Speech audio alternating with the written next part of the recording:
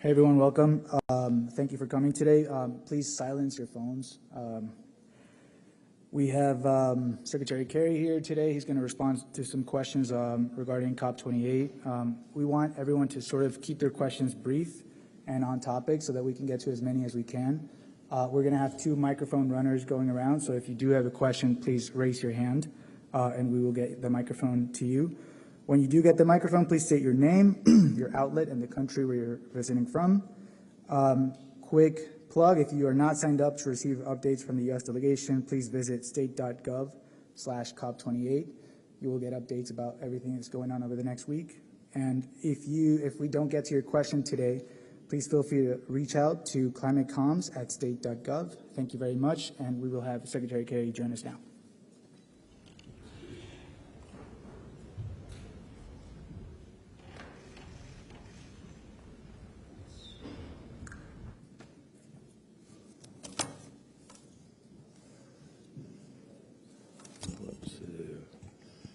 Good afternoon. All your heads have to turn this way. I'm sorry. I'll just make an opening and maybe sit in the middle if that's easier for you. Thank you. It's great to be with everybody, and thank you for joining us today. You know, a little over a week ago, my team and I landed here in Dubai at COP28, and we came here with one overpowering, one central goal, and that is to follow the science and help keep 1.5 degrees Celsius alive as a limit on the warming of the planet. So some people have suggested here and there that the Paris Agreement hasn't worked because we are behind and we have a distance to go. But I would argue to everybody, and I think the evidence is clear, to the contrary.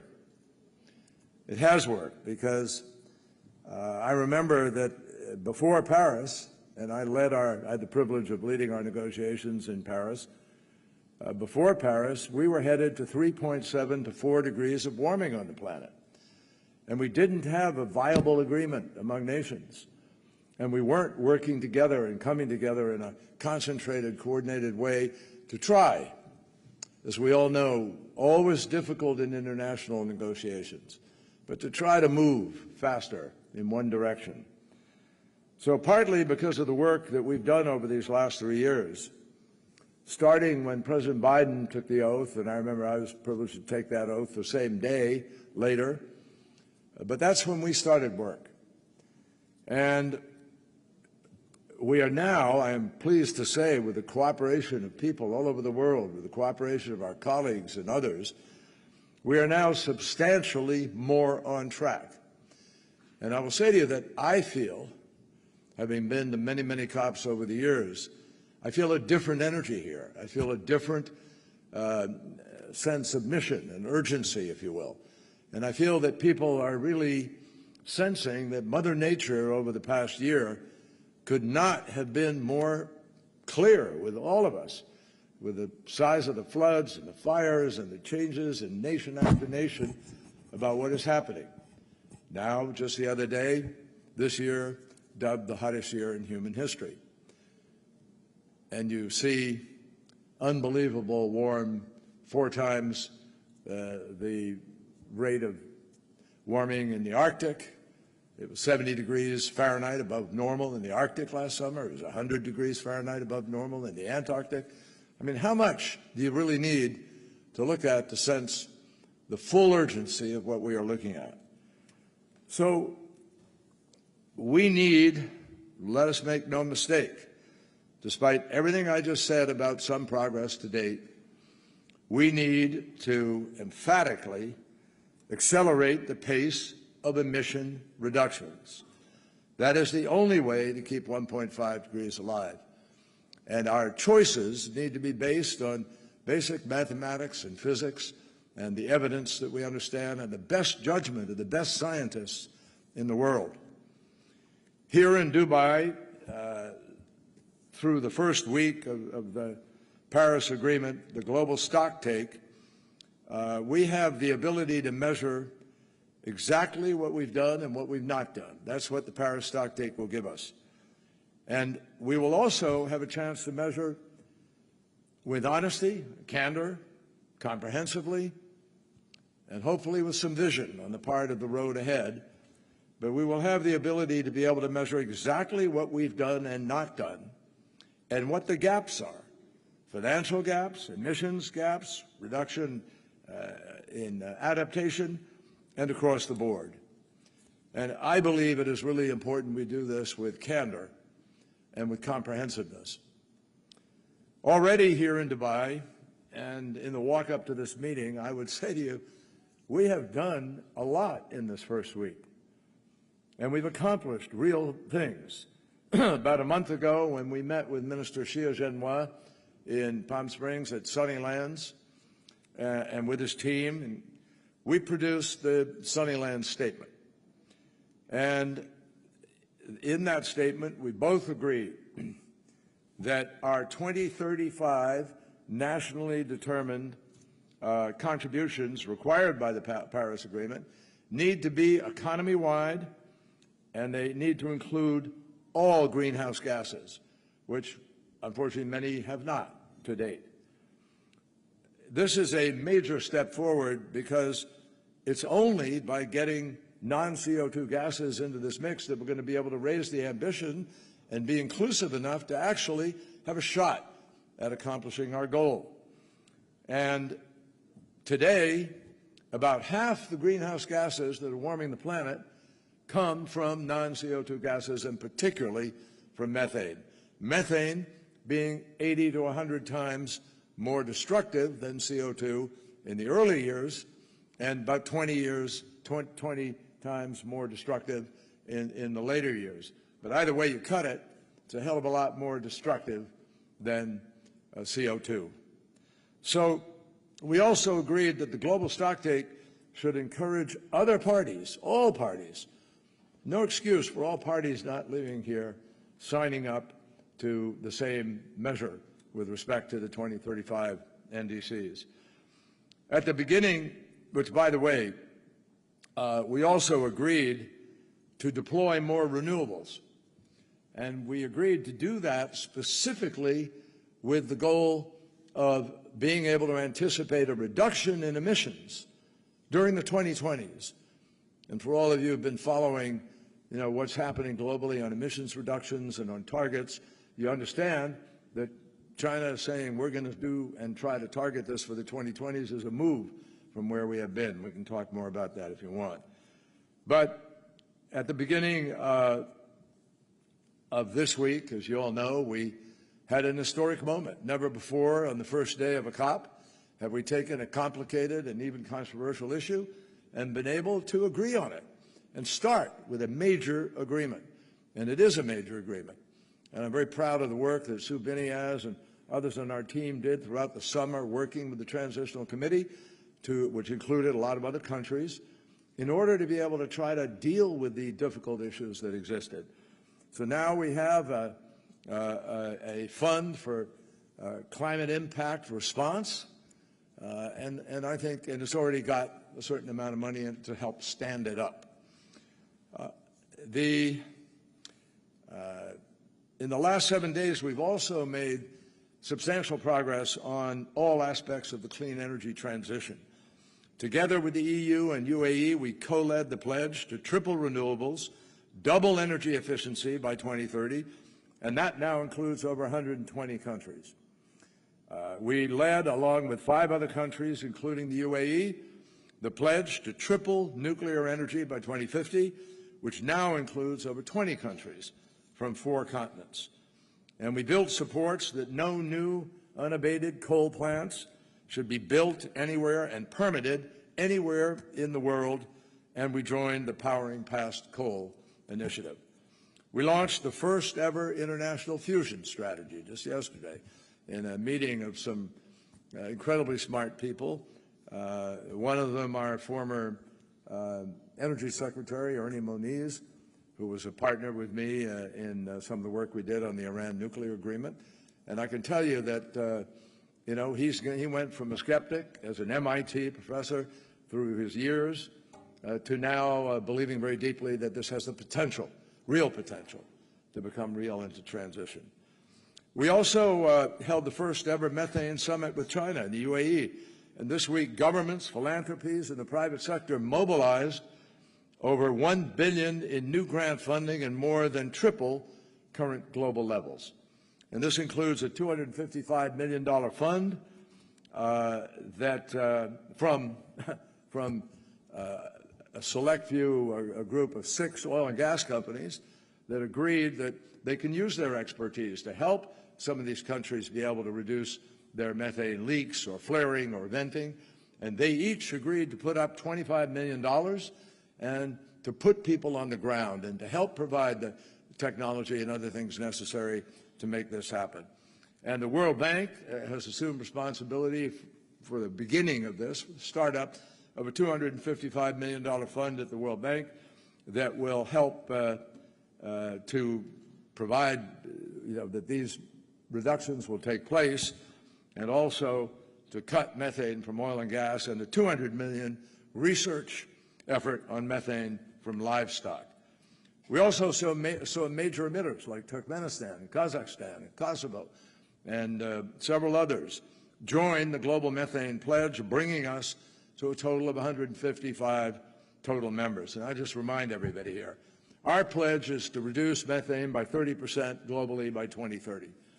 Well, if we do that, as we've been told by the IEA, that is the equivalent of every car in the world, every truck in the world, every ship in the world, every airplane in the world, all going to zero emissions by that period of time. So it's ambitious, but it's doable. And it's particularly doable now with the new focus on methane. Along with Prime Minister Støre from Norway, we hosted a Green Shipping Challenge event, which featured over 40 new announcements to cut emissions from a sector, from one sector. And if that one sector were a country, it would be the equivalent of being the 8th largest emitter in the world. We also, and by the way, with the new IMO regulations, which we all lobbied for in the course of the year, the shipping industry, Yara, Maersk, MSC, all of whom are ordering carbon-free ships now, are going to be turning over the entire fleet over the course of the next 20 years. And we also participated in the first ever Health Day here at the COP, and we hosted the first ever Gender Day. So from Paris to now, climate finance has been a critical missing element. Everybody knows that. And just this week, we've also seen significant progress. We announced estimates that U.S. climate finance is expected to go above $9.5 billion in 2023, on track to meet President Biden's pledge for 2024. And thanks to our engagement over the last year with the new head of the World Bank and the reforms that were put in place in the fall meeting and the spring meeting, we are now in a better place to have MDBs be able to lend significantly more money. I think the total of last year was about $60 billion. Now, just with the World Bank alone, we look at the possibility of about $150 billion. You add that to others, we're starting to talk about the ability to leverage $1 trillion or more, and that's what we need to be doing. So we also recognize that these increases in climate finance are a key reason that the OECD, and here many of you will appreciate this, we keep hearing about the $100 billion that was promised in Paris, and it's been used as a weapon in some cases, occasionally in the negotiations. Well, now we know from the OECD that they expressed confidence that the $100 billion collective mobilization goal was not only going to be met this year, but it was actually met last year. So the U.S. has now pledged to contribute $3 billion to the Clean Climate Fund under its replenishment. And finally, we've redoubled efforts to attract private and philanthropic finance, including through initiatives like President's call for the Prepare Action and the blended finance for the Energy Transition Program and the Methane Finance Sprint and the Energy Transition Accelerator, which we're working on with the Bezos Foundation and the Bezos Foundation and the Rockefeller Fund. So, my friends, we've had a pretty damn good week here in Dubai already. Now, obviously, there are some complicated issues to still resolve. We all know that. Nobody's ducking and nobody's going to pretend about that. So our negotiators are now hard at work. It is not yet at the level where it's gone to the ministers, but in the course of the next few days it will, and the negotiators are basically trying to put together in each section which are relevant a set of options. And then we ministers will have the fun and pleasure next week of kind of noodling through those options. So that's where we are, and without further ado, I'm happy to answer some questions. I know it was better that I sit over there or stand here. Any takers? Here's fine. Okay, you want to save a few minutes, huh? So all right. Yes, I don't know who's. I think somebody is designated to walk around and yes, please. I would like to ask my question in Arabic, and here he gonna translate it. إذا سيد كيري، أفدت أن الولايات المتحدة والصين توصلتا إلى تفاهمات واتفاقات بشأن قضايا المناخ. هذا ما قد سيساعد في يعني تحقيق تقدم حول محادثات مؤتمر الأمم المتحدة. هل هي تفاهمات ظرفية تتعلق بملفات القمة، أم ستشكل مدخلا لتفاهمات طويلة الأمد في هذا الشأن بين الولايات المتحدة والصين؟ You, sir, stated that the United States and China have reached an understanding and agreements on climate issues, which will help achieve progress in the negotiations here at COP28. Are these conditional understandings related to the summit's mandated outcomes, or are they an entry point to long-term talks on this matter? Well, it's conceivable that they're both, because we pledged to work together to make the COP a success, and there are sections in there that address some of the questions where we reached agreement in order to help do that. And secondly, we set up we rekindled the efforts of a working group that we'd previously agreed on, but we added some thoughts to it. And we're both anxious to see that work group going forward, be able to assist in breaking down some barriers and perhaps adding more capacity to us to be able to do something. We both recognize important responsibility for our citizens and globally for citizens all around the world. China is in fact, while the largest emitter in the world significantly, they are working, I'd say, I give them credit for hard to try to transition more rapidly, which is why I think they agreed with us to try to meet a higher, a goal. But China is the largest producer of renewable energy in the world, also the largest deployer of renewable energy in the world by far, more than all the other countries put together. And the one thing we have a difference on that we're continuing, no, not one thing, we have a number of differences.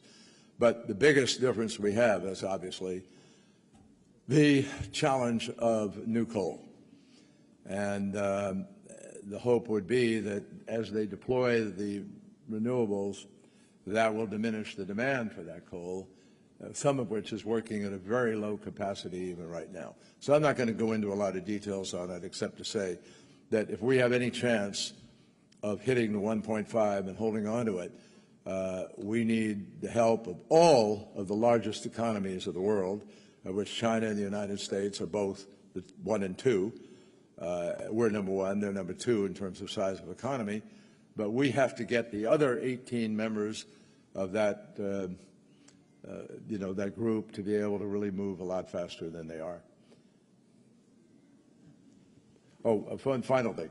In terms of the other targets within there that you mentioned, will it also help in terms of the mitigation and the Paris Agreement? The answer is yes, because of the commitment they made to reduce emissions sooner and also to include all of their greenhouse gases in their next NDC. That is mitigation, pure and simple, and it is a raising of ambition. I'm not, somebody here is designated, somebody who works. Hi. You gave me the microphone earlier. Lisa Friedman from the New York Times. Thank you. Sir, you're aware of the comments that Sultan Al-Jaber has faced criticism for, that there's no science to underpin a need for a phase-out of fossil fuels to reach 1.5. Do you believe that the science calls for a phase-out? Are you satisfied with his explanation? And can you tell us why the U.S. isn't pushing as hard as, say, the EU for a phase-out language? Well, we are. We voted with the EU, with members of the EU, because not all the EU is in the G7, but the G7, we voted for phasing out. And we've said consistently that we need to do what we need to do to follow the science. So, you know, the science requires net zero emissions by 2050. And the science requires that we be at about a 43% minimum reduction by 2030. Our target is 50 to 52% by 2030. And we believe we're on target. We have an economy that's growing in the past year, but we still have reductions of 3% in the emissions. Now, is that enough? No, it's not enough. But the IRA is just taking hold. And we're seeing a remarkable response to the IRA and what it's bringing to the table. So we are really excited about the prospect of what is happening and what can happen as we go forward. Now, remember what I just said. The science says we have to reduce the emissions. It doesn't prescribe some particular discipline that has to be done. It says reduce the emissions. And so we believe that that means if you're going to reduce the emissions and you're actually going to hit the target of net zero by 2050, you have to do some phasing out. There's no other way to get to that target. So we are said very clearly that you got to have a largely a phase out of fossil fuels in our energy systems by 2050, focusing carbon capture technologies on the hardest to abate sectors like steel and cement and aluminum and concrete and so forth. Now, it's going to be a mix, folks, of things that get us to success here. But, and the global stocktake has to call for other mitigation efforts, including tripling renewables, doubling energy efficiency, stopping new unabated coal power generation, halting and reversing deforestation, reducing methane, and other non-CO2 emissions. And if we don't do all of the above and target what the science says, we will not get to net zero 2050. Next question. Over here, way over there. I'm Yes. here. Mona Lisa Freha, النهار العربي. I couldn't hear that, I'm afraid. Mona Lisa Freha, النهار العربي. USA, I want to follow up on my colleague question. As I heard you saying, would you prefer using the term phase out in the final statement? And is the world really ready now to stop using fossil fuel? And to what extent the economy would suffer? What was the last part of that? To what extent you think the global economy would suffer? Well, we're not proposing a suffering economy. That's the farthest thing from President Biden's approach to this. And we don't believe that the options in front of us require either sacrifice or diminishing economy. We just don't. The United States of America right now just implemented major reductions. We just had our EPA and others lay out rules with respect to emissions going forward. And we're convinced that the other side of this transition is an upside for people. I mean, currently, with the amount of emissions that we're putting into the atmosphere, very specifically greenhouse gas emissions, methane, CO2, particulates, if you look at that, you will see every analysis confirms that those emissions are killing people today. A new study just came out from, I think it was George Mason, University of Texas, and Harvard Chan School of Health, which say that coal particulates are responsible for twice as many deaths as the other particulates.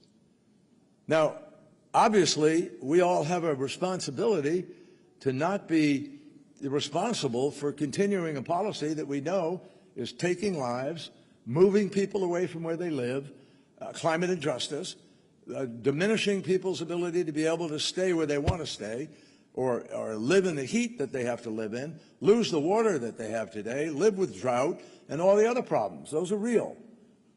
And so we don't think that that's the offering of dealing with the climate the way we talk. Our economy is growing, and the jobs of renewable energy are actually growing a lot faster in America than the jobs of fossil fuel. And now the IEA has clearly stated that they detect in this decade, around the end of the decade, 28, 29, they think that we will have a peak in fossil fuel demand, and they noticed a terminal decline starting in this decade with respect to fossil fuel demand.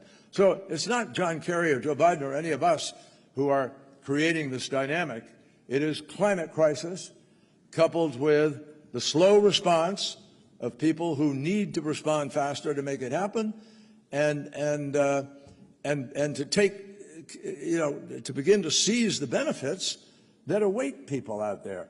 Let me just give you an example. We have about 100 of the biggest and best corporations in the world, and corporations take a lot of flack. We realize that. And there has been greenwashing in the past. We all understand that. But just think about this. Google, Apple, Microsoft, Salesforce, Boeing, United, Delta, Ford Motor Company, General Motors, Volvo, Maersk, Yara, MSC, you can run a long list here, Amazon. Many others have all joined this coalition to send a demand signal to the marketplace that it's good to buy green now and help accelerate the transition.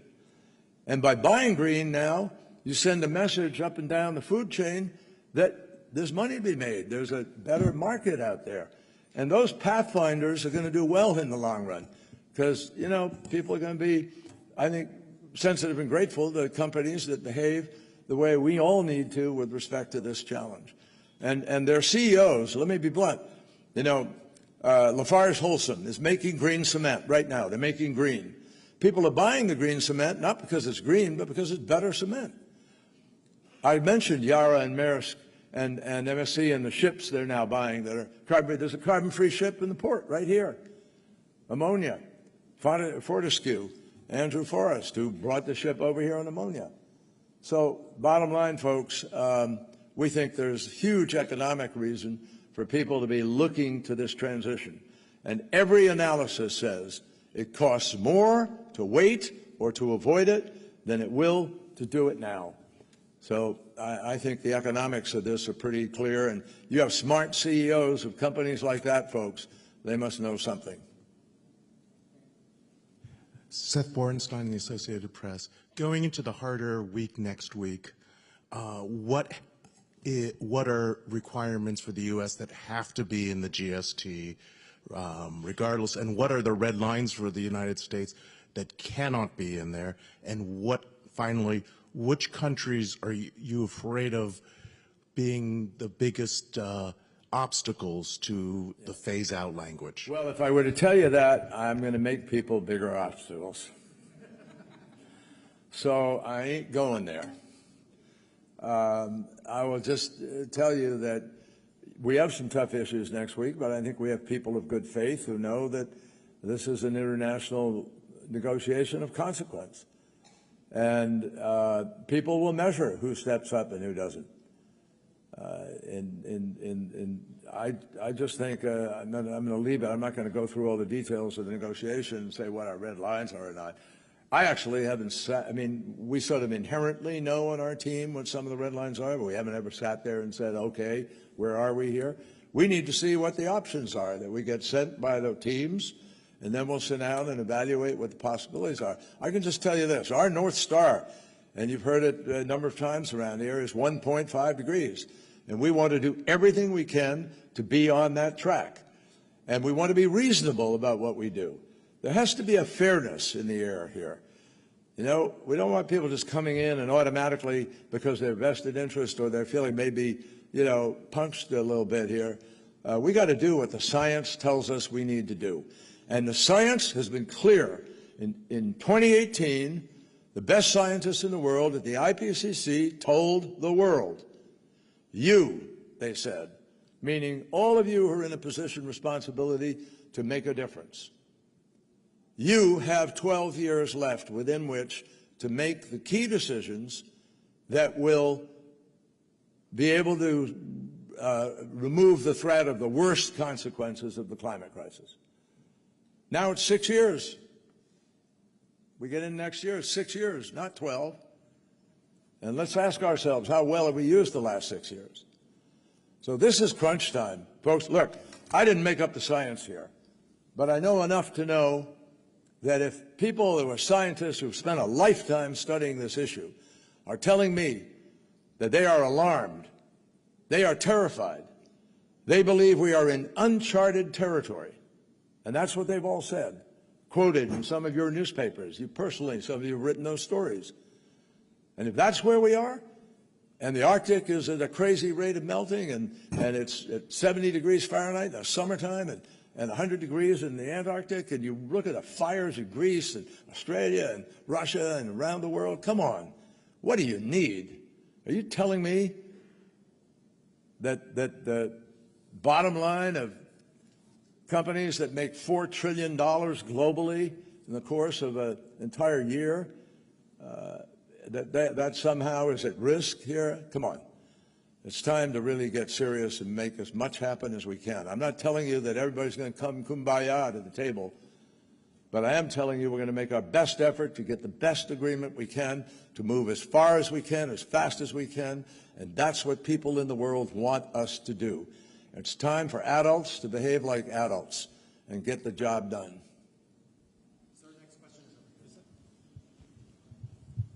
I'm Yusra Adel from Al-Ittihad newspaper politics section. Sir, how do you evaluate the result of COP28 up till now? And what do you hope to achieve before COP ending?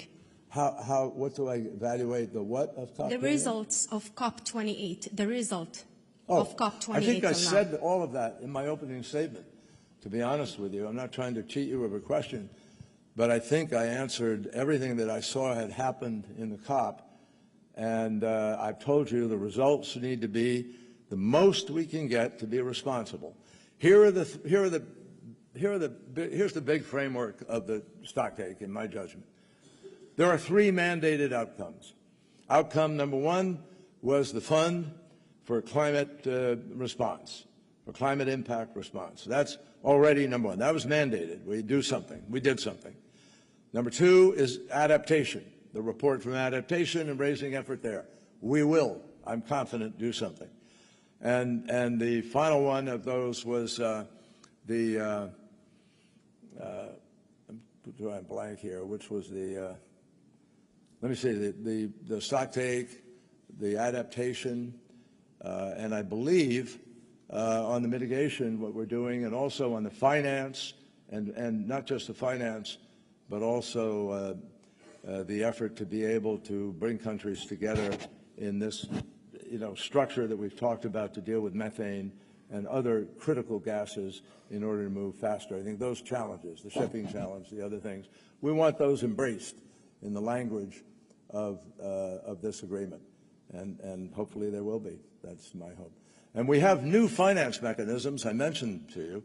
Those need to be also incorporated in, we hope, into the stocktake. We'll see what happens. But the most important of those 3 critical, already mandated outcomes. Bonjour. Hi. Bonjour. Sir? Hello. Yes, this is Jeanne Richard for Radio France International. So what is the position of the US about CCS? The European Union is critical about on a large-scale use of these technologies. So what is your position? My position is the scientific position. The science says we cannot get to net zero 2050 without some CCUS, or CCS at any rate. That's what they say. If you're going to run the numbers here, you need to reduce. Now, already there are companies that do it. I mean, look at Occidental, which is an oil and gas company. They're all in on direct air carbon capture. They're capturing carbon. Other companies have historically used carbon dioxide that they capture in order to do enhanced oil production. Now, that not be what a lot of people want to have happen here, but at least you can capture it. And so we're exploring that. The IRA wants to push the curve because we're in such a predicament, we think, that we have to have an all-of-the-above approach here. We're also obviously pushing the potential of nuclear. I mean, France, par exemple, produces, about 70%, 68 now or something maybe, of its power comes from nuclear. France sells nuclear power to Germany and so we have nuclear power in California. We have that nuclear power goes to Arizona and other states. Nuclear power right next door to my state. It was protested vehemently when they were thinking of building it. I can't remember, 30 years, 4 years ago. I can't remember how long ago. But I was in the Senate for 28 years representing Massachusetts, and during all those years, we used nuclear in our power base, about 20%. So, folks, you got to be realistic. If you're going to get to where we want to go, reducing the emissions, we got to use the technologies we have today. Maybe something's going to break in well before that. Nobody says we're frozen into having to go 20 years with one technology. Fusion may turn out to be just an enormous game changer. Battery storage, you may find. Hydrogen may bring that price down, and then all of a sudden it's competitive. And as the infrastructure builds up, we have a lot of options. I'm excited, frankly, about what I see right now. It's very different from where we've been previously. And about $1.7 trillion of venture capital now chasing these solutions. And that's different from any time, anywhere we've ever been before in this race. So I think that, you can raise some very legitimate questions about CCUS, but you also can see it working in certain ways. And our hope is that the marketplace is going to help decide by price points what works and what doesn't. And look at solar. Solar's come down 85% in price. Wind's come down 53% in price. It's now cheaper than these other forms. And the more people begin to see it working, and the more they see that grids can be balanced, particularly with AI, AI is going to play a very big role in the future of this battle. And so I think we have enormous opportunities here for a differential. Thank you. Over here, sir. Right here. Sir, are you satisfied with the amount the contributions in the Lost and Damaged Fund till now? And this contribution, does he have a target amount to be collected? For the climate impact? Yeah, the president announced that we would immediately put in $17.5 million of budget money that we have now. But that's not all the United States is putting on the line here. We put $1 billion on the line to deal with the methane, and we've put the other money that I articulated with respect to the Global Climate Fund, $3 billion, and so forth. So all in all, the United States is proud to be the largest humanitarian donor in the world. That is a fact. And when you look at what we do with $30 billion that's been going to Africa for health concerns and other things, don't just look at one package. But what we did the other day with the Climate Impact Response Fund was simply to empower it to stand up. That's not the money. The money you see in there now is not the distribution money. It's the money to make it work. They got to work through what the regulations, what the approach will be, what the standards will be by which people qualify, what's the lending process going to be. And we insisted that all of that happen very quickly. So I believe the fund will stand up, and people who are, there's no limit on who can contribute to this, by the way. That is left open. It's not a requirement that, only the big economies contribute. If you're an emerging economy and you've got the ability to put a few $100 million or $10 million or something in it, you want to help your fellow human beings, that's open to that too. Hi. Thank you, Secretary Kerry. This is Sarah Schoenhart from Politico's E&E News. There are reports that Russian President Vladimir Putin is coming to the UAE to discuss oil cooperation, and since this COP is very focused on fossil fuels and potential phase out or phase down, I wonder how you think his presence in the region and those discussions could impact the process here. Well, I think by virtue of what he's done in Ukraine, his presence may encourage people to do what Europe has done, which is the most rapid move to a different kind of fuel as a result of his actions. He single-handedly accelerated the transformation of Europe more than anybody else by weaponizing gas. And I think a lot of people here remember that, and that's sort of the overpowering thing. I don't think it's going to affect anything. Other than you're mentioning it here, I'd sort of forgotten that he might be coming in the region, but it doesn't affect us here. I'm not, you got to look, who's? Right here? Back here? Doug, I hope you know, I hope you, okay, go ahead. Hello. Where are we? Back here, sir. Back here. Okay, Akila from العين News, département French. Je parle français, mais je peux parler en anglais aussi. My question is, how do you envision bridging the gap between developed and developing nations in terms of climate finance and technology transfer to support climate adaptation and mitigation efforts? Thank you. Merci. I took the easy road. How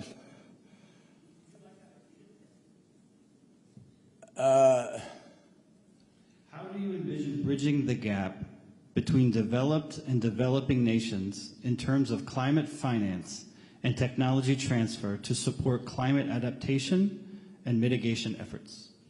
Great question. Every one of the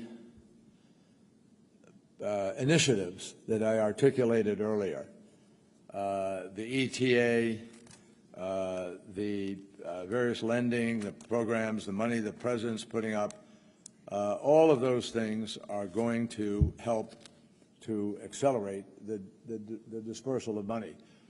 The World Bank, ability to leverage. Here's where we've been, just very quickly. I don't want to go too long, but we've had a lot of programs and initiatives without money behind them. And we've all seen the struggle for $100 billion for the last whatever number of years. I guess it was 2015, so from 2016 forward, we've been struggling. No government in the world, this is what I sort of landed on when I finished being Secretary of State, the recognition that no government in the world has enough money to affect this transition. I mean, if we wanted to be the nicest, best, biggest donor beyond where we are today, we don't have the money, and we're the richest economy on the planet. So what happened was in Glasgow, we worked together with the Glasgow presidency, with Alok Sharma, and with Mark Carney and a group of people, and they put together the GFANs, the Global Alliance of Asset Owners and Managers, because they have the money. And they came up with about $131 trillion that they felt would be ready to invest in climate-related kinds of activities if, here's the if you have a bankable deal. In other words, these folks, most of them are subject to fiduciary rules. They have to caretake the money that's given to them in certain ways that meet standards, which is what the world wants. We don't want fly-by-night operation where people run away with people's money. So you have standards. And those standards require you to do due diligence. Well, if you're in a business today and you're an asset manager, your due diligence should require you to take a look at what's the prospect of this investment. If I put $100 million into a bunch of condos on the coast of Florida or in Bangladesh or in, the island states of the Pacific, Are they going to be there in 10 or 15 years? It would be irresponsible. So applying a standard to investment is not an unsmart thing to do. The problem is, it makes it harder. A lot of these companies, and I've talked a lot with these guys. Obviously, I've been in public life, but investing, you know, I was on the banking committee and the finance committee, and I was chairman of the small business committee. I know something about investing. And people invest for a couple of purposes: to earn the most money they can as fast as they can, or to protect the money they have and earn a regular income that's safe, or a combination of the two. That's it. And so these companies are going to decide, hey, there's too much political unrest in that country, or there's just a new dictatorship that came in. We can't go there. Or, you know, that place is corrupt, or whatever it is. There's currency issues.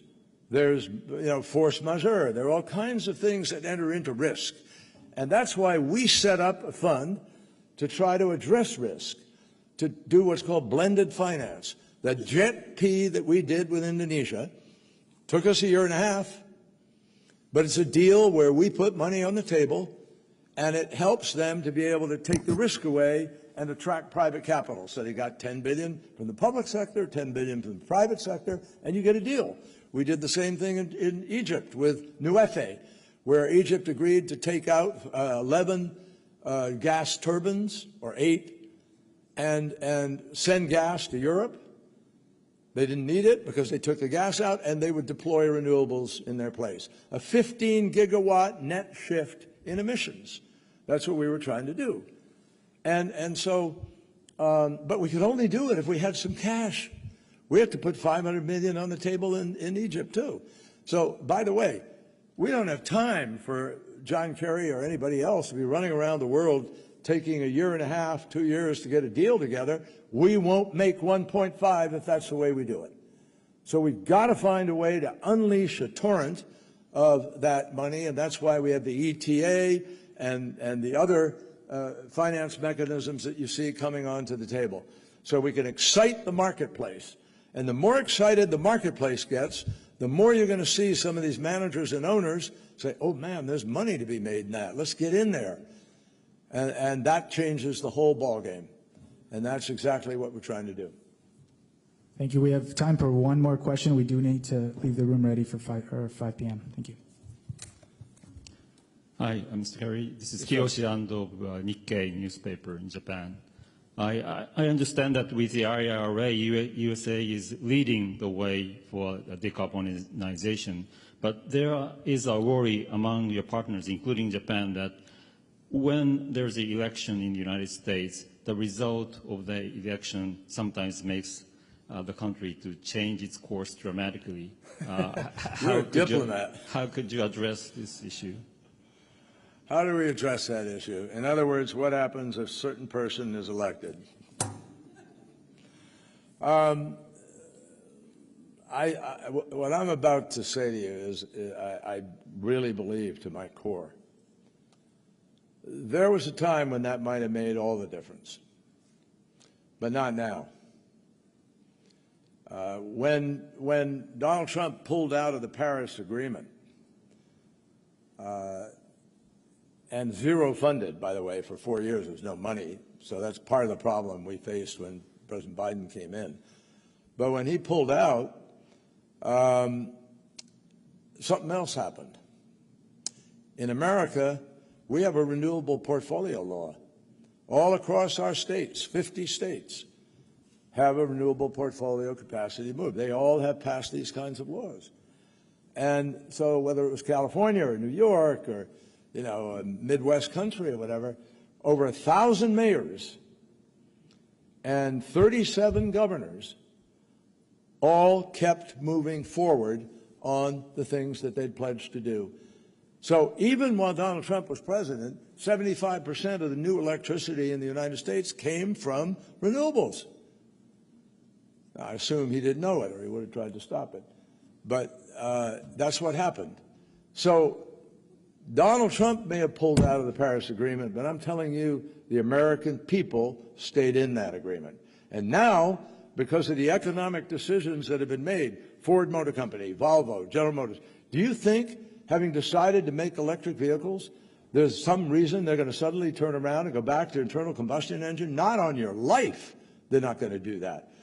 Nor are these other CEOs of big companies like Google and others who know they've got huge data centers, and they need to be clean in those data centers. And Scope 1 and 2 and Scope 3 will require that they do things to be clean. That's the change that has taken over.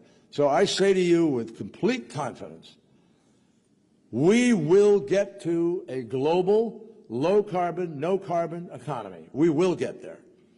The only question is, will we get there in time to avoid the worst consequences of this crisis, as we were warned by the 2018 IPCC report?